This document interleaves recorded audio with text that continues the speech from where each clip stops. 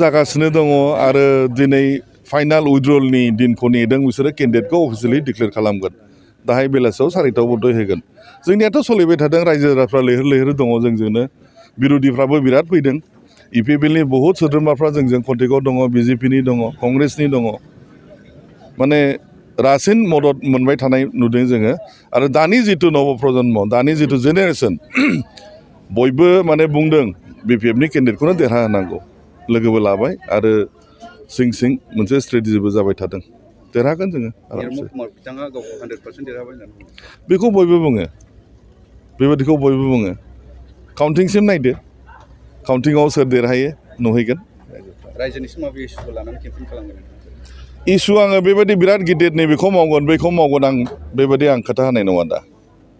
देरहाखांनायनि उनाव प्रायरिटि बेसिसाव रायजोफोरनि उपदेश लानानैनो आङो मावलांगोन प्रायरिटि बेसिसाव